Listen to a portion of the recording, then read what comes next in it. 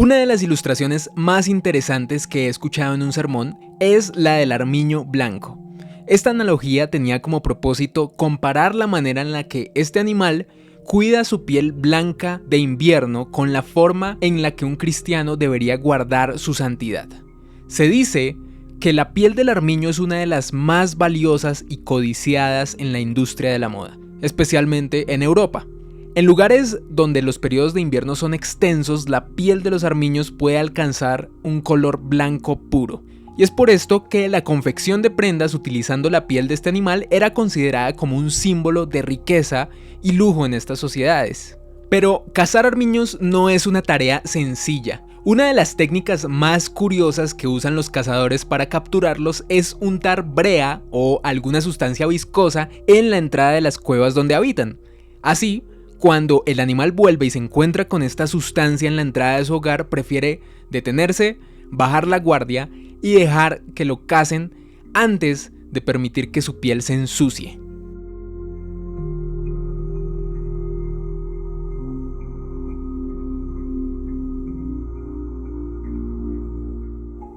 La enseñanza de esta historia es que así como el armiño prefiere morir a ensuciar su pelaje, también nosotros los cristianos deberíamos cuidar y guardar nuestra santidad, nuestra integridad, tan valiosa como la blanca piel del armiño. Hablar del concepto de santidad siempre resulta confuso para muchos cristianos. Algunos tienen la idea de que la santidad significa perfección, ser intachables, no cometer ningún pecado. Otros creen que la santidad tiene que ver con la cercanía que se tiene con Dios, lo mucho que oramos, la cantidad de tiempo que dedicamos a leer la Biblia o las horas que pasamos en una iglesia sirviendo, y según ellos, todo esto puede determinar qué tan santos somos.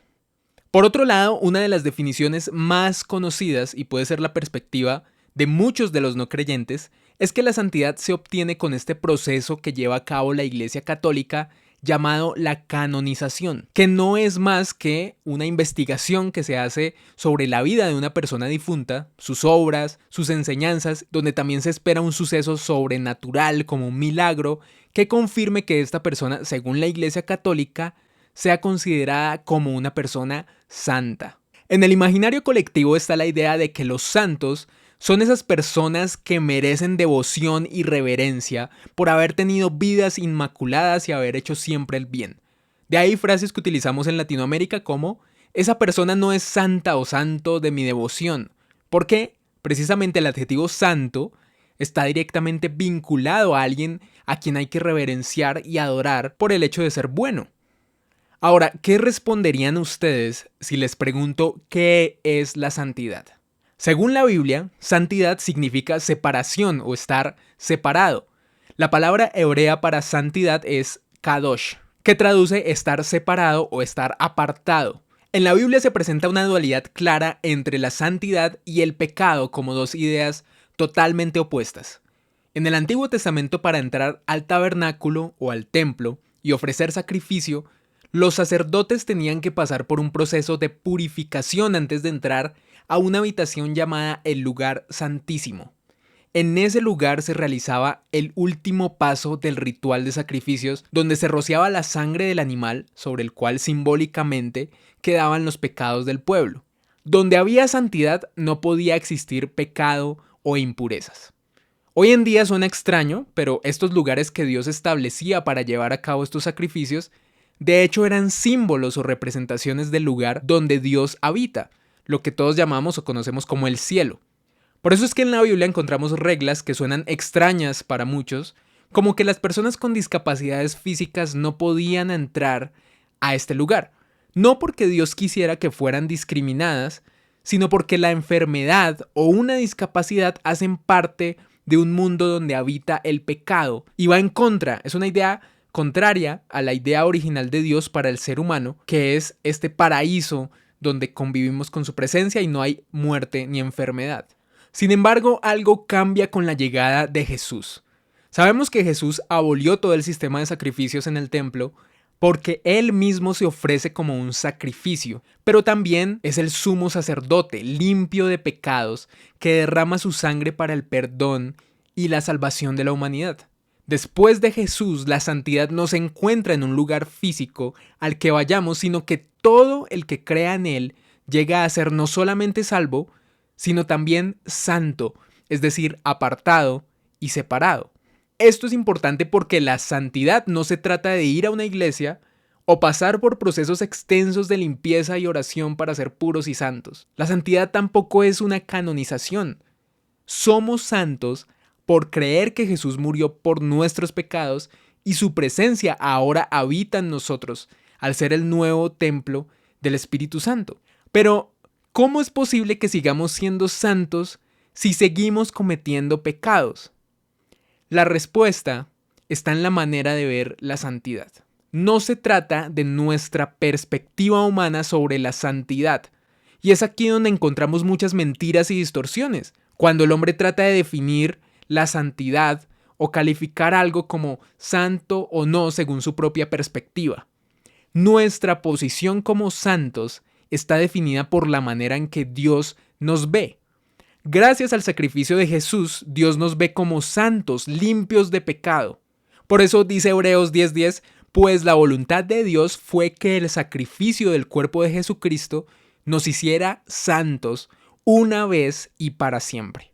Se cree que la santidad, al igual que lo que muchos creen sobre la salvación, es algo que va y viene. Es algo que se pierde y luego vuelve a llegar.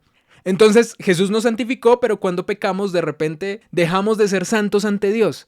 Luego oramos, pedimos perdón y quedamos santos otra vez. Y no es así como funciona. Somos santos, es decir, separados por el sacrificio de Jesús, una vez y para siempre. La verdadera santidad o separación del pecado no se puede lograr con el esfuerzo humano. Esto viene del mito de creer que somos santos porque somos moralmente buenos. Ya que entendemos un poco mejor el concepto de santidad, volvamos a la analogía del armiño. Recuerden que según esta ilustración, el armiño hace lo que sea para proteger su pureza. Ahora, yo quiero llevar esta imagen un poco más allá porque efectivamente muchos cristianos han llevado al extremo la idea de proteger su santidad a toda costa. Entonces, como se cree que una persona santa es una persona moralmente buena, esta superioridad moral es precisamente algo de lo que muchos cristianos adolecen y que los lleva a comportarse de una manera particular contra aquellos que no piensan como ellos o que simplemente no alcanzan sus estándares de moralidad. Aunque su aspecto es el de un animal tierno e inocente, el armiño también es un animal letal, territorial y muy peligroso. Al igual que el armiño está dispuesto a hacer lo que sea por defender su pureza, los cristianos hemos caído en la trampa de atacar a quienes según nosotros son pecadores o impuros. Defendemos nuestro territorio porque no queremos juntarnos con aquellos que no comparten nuestras creencias y que según nosotros no son moralmente dignos de andar con un cristiano, por el simple hecho de no compartir nuestra manera de ver a Dios. Desde niños se nos enseña que la mejor manera de separarnos del pecado para, entre comillas, no contaminarnos, es tener nulo contacto con este concepto muy usado en la jerga cristiana que es el de el mundo. Muchos padres cristianos creen que la mejor manera de proteger a sus hijos de la influencia del mundo es aislarlos de todo aquello que pueda ser peligroso para sus principios y valores. Esta creencia también es alentada en muchas iglesias donde se ha llegado a extremos como el de prohibir el contacto con personas no cristianas. Se prohíben amistades, se prohíben noviazgos, se prohíbe el entretenimiento, escuchar música secular, ver ciertas películas o programas de televisión, es decir, todo lo que represente un peligro de contaminación, así nos acostumbramos a decirle. Aquí ya no hablo solo de los padres, porque no hay que confundir que la educación de los hijos, basada en el fundamento de los valores y principios cristianos, está bien. Estoy hablando del error de llevar estas ideas a un extremismo radical donde se mete a los niños en una especie de burbuja donde todo lo que ven y todo lo que escuchan debe estar relacionado con el cristianismo. Solamente ver películas y canales de televisión producidos por cristianos, escuchar música hecha por cristianos, tener amistades exclusivamente con otros cristianos, leer únicamente libros de contenido cristiano y no una novela o literatura de ficción. Y sí, no digo música cristiana o películas cristianas porque esta es otra mentira, ¿no? Las canciones o los libros no pueden ser cristianos. Los cristianos somos nosotros, las personas. Somos nosotros los que decidimos creer en Jesús.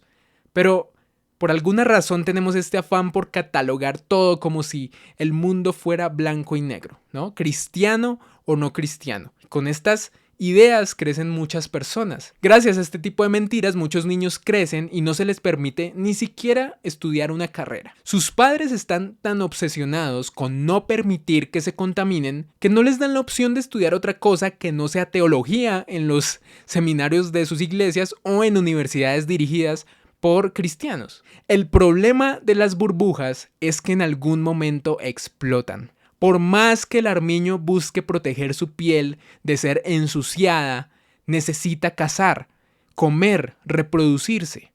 Y esto incluye salir al mundo exterior a buscar su comida y además relacionarse con otras criaturas de su especie. Ni el armiño ni ningún animal sobrevive viviendo aislado y solo en una cueva. El contacto con el mundo es necesario. Y esta es la parte de la analogía que nos enseña o no tenemos muy clara. Podemos tratar de vivir aislados del mundo, de lo que conocemos como pecado, y creer que así estamos siendo más santos. Pero esta no es la realidad. La triste historia es que los niños que crecen en entornos tan legalistas y de tantas prohibiciones, una vez tienen contacto con lo que hay afuera o con el mundo, sienten una gran atracción, sienten fascinación, se dan cuenta que pueden explorar un terreno totalmente desconocido y por eso es que la mayoría reniegan de su fe o su educación cristiana porque crecieron en un entorno donde solo se les prohibió y les taparon los ojos con una venda, se les ocultó todo un mundo de diferentes pensamientos, ideas y hasta entretenimiento. En ellos crece una idea en la que el cristianismo es igual a una cárcel llena de reglas y límites que no pueden ser traspasados por miedo a un castigo divino. Dios es, entonces, en sus imaginarios un dictador con una ley excesivamente estricta y que no va a dudar en castigar a todo aquel que incumpla o que se aleje de él. La triste realidad es que por intentar estar separados del pecado, terminaron separados de Dios, sin querer saber absolutamente nada de sus padres o cualquier cosa que tenga que ver con su infancia. Pero hay un paradigma que Jesús rompió con respecto a la santidad. Recordemos que la manera en que las personas eran santificadas en el pasado era mediante un sacrificio que se ofrecía en el lugar santísimo. El lugar santísimo era un lugar físico dentro del templo. Pero Jesús, aunque pudo quedarse predicando en el templo, aunque pudo evitar contaminarse y convivir con el pecado, él hizo todo lo contrario. Tanto así que se ganó el apodo de ser amigo de pecadores. Jesús, contrario a lo que muchos cristianos paradójicamente creen que es lo correcto, se acercó a aquellos que pensaban diferente o llevaban estilos de vida que no tenían nada que ver con la santidad. Jesús, siendo santo en su naturaleza, decidió acercarse a prostitutas, ladrones, mentirosos, traidores, con el fin de mostrarles el verdadero amor de Dios. Él iba a lugares que se podrían considerar contaminados, y todos pensaban que esto lo iba a contaminar, pero lo que sucedía era lo contrario. Estas personas eran transformadas por el amor de Dios mostrado a través de Jesús. Jesús les mostró un nuevo camino, no el de una ley legalista que tenía como juez a un Dios que los castigaría sin piedad si actuaban contra ella, sino el camino de un Dios que perdona, de un Dios que no condena, y esto lo vemos claramente en la historia de la mujer que fue encontrada en adulterio. Jesús impide que la mujer sea apedreada, pues esto era lo que dictaba la ley. Aquel que esté libre de pecado, que tire la primera piedra. ¿Crees que por el simple hecho de ser cristiano tienes derecho a tirar piedras a quienes consideras pecadores o impuros? Solo si estás libre de pecado, entonces tira la primera piedra. Los evangelios confrontan nuestra doble moral con esta historia. Luego, él le dice a la mujer: ¿dónde están los que te condenan? Yo tampoco te condeno. Jesús llevó santidad a otros. Por eso es que Jesús cambia completamente el entendimiento que tenemos de la santidad, porque podemos seguir siendo santos aunque vivamos en un mundo rodeado de pecado y maldad. En los tiempos en los que vivimos, más que nunca, es importante apropiarnos de nuestra santidad. El estar separados y apartados del pecado, pero sabiendo que podemos llevar esa santidad a otros. Ese mismo amor y la misericordia que Jesús mostró con los que eran considerados los peores pecadores. Jesús no transformó vidas dentro de una burbuja donde todo era cristiano para evitar contaminarse. Jesús mantuvo su santidad para llevar la santidad a otros. Y este es el camino del armiño. Esto fue Mito Cristiano. Gracias por escuchar hasta el final.